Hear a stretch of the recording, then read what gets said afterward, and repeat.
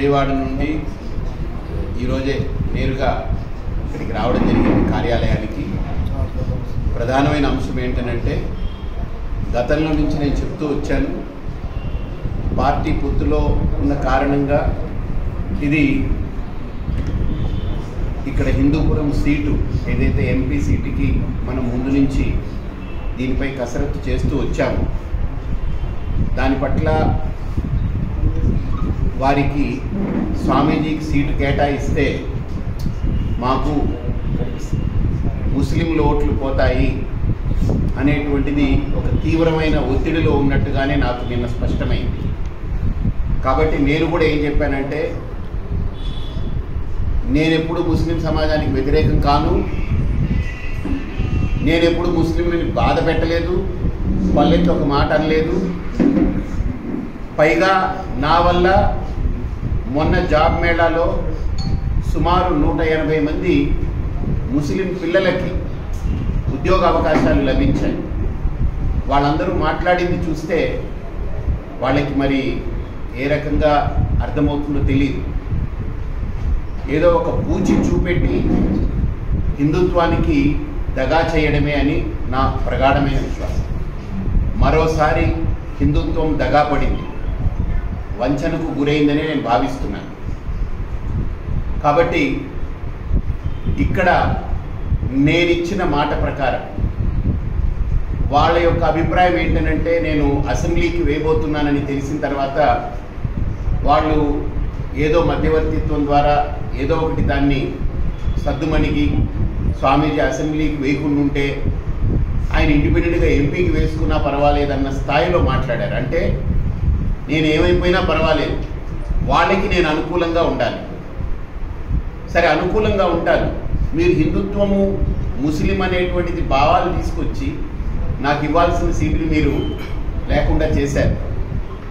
అంతేకాదు, ఈరోజు నేను వాళ్ళకి స్పష్టంగా చెప్పింది ఏంటనంటే, మీరు నాకు ఏదైతే మీ సీటు పట్ల మేము ఆలోచిస్తున్నాము అని చెప్పిన తర్వాత ఒక నెల రోజులు ఆగి ఇప్పుడు నేను ఇండిపెండెంట్గా వేస్తాను అన్న తర్వాత మీరు ఏదైతే మాట్లాడుతున్నారో, మీరు నాకు ఇచ్చిన మాట మీరు తప్పడం వల్ల నాకు కొద్దిగా కష్టం కలగొచ్చేమో కానీ నష్టమైతే ఏం లేదు.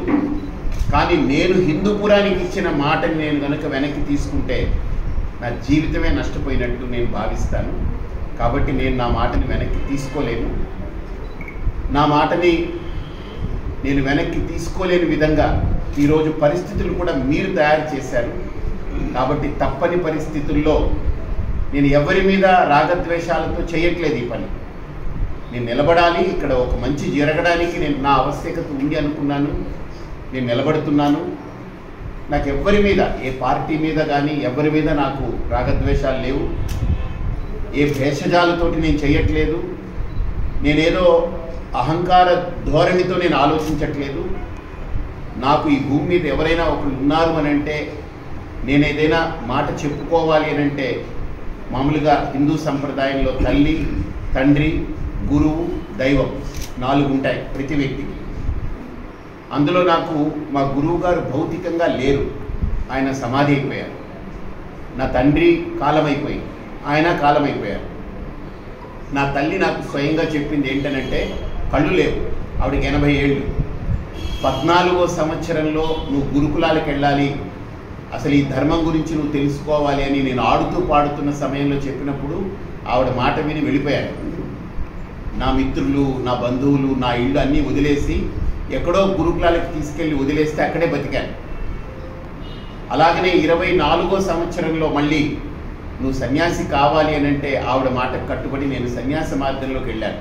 ఈరోజు మీ అందరి ముందు స్వామి పరిపూర్ణానందంగా ఉన్నాను అని అంటే నా గొప్పతనం కాదు, నా గురువు యొక్క అనుగ్రహం, నా తల్లి యొక్క ఆజ్ఞ. అలాగనే 52వ సంవత్సరం నాకు ఆవిడ మొన్న ఉగాది సందర్భంగా నేను వెళ్ళినప్పుడు ఒక దీక్షలో ఉన్నప్పుడు ఆవిడ పిలిచి ఏం చెప్పారంటే, మా అమ్మ నువ్వు అక్కడ నిలబడాలని ఒక సంకల్పంతో వెళ్ళావు. పార్టీ సీట్ ఇస్తే సరి, లేకపోయినా నీ సంకల్పాన్ని నువ్వు నిలబెట్టుకో. పార్టీ నిన్ను నిలబెట్టుకుందా ఓకే, లేదు నీ సంకల్పాన్ని నువ్వు నిలబెట్టుకో. నువ్వు ఏ సంకల్పం కోసం వెళ్ళావో నువ్వు వెనకడుగు వేయడానికి వీల్లేదని చెప్పింది. నాకు నా తల్లి కంటే గొప్ప ఏదీ కాదు, నాకు నా తల్లి కంటే ఏదీ గొప్ప కాదు. ఇది మనందరం నమ్మే సిద్ధాంతం. జనని జన్మభూమిశ్చ స్వర్గాదపి గరీయసి అని రాముడే చెప్పాడు. రేపు నామినేషన్ వేస్తే ప్రచారం చేయాలి. నేను రేపటి నుంచి ఇదే చెప్పాను. ఒత్తిళ్ళంటూ వస్తే ఒకటే ఒత్తిడి, నేను ఒకే ఒత్తిడికి తలొగ్గుతాను. నాకు వ్యక్తిగతంగా ఏదో ఇస్తానంటే నాకు వద్దు. హిందూపురానికి నేను చెప్పిన అభివృద్ధి ఏదైతే ఉందో దానికి నాకు ప్రమాణం చేయండి. మీడియా ముందుగా నాకు చెప్పండి, మేము చేస్తామని.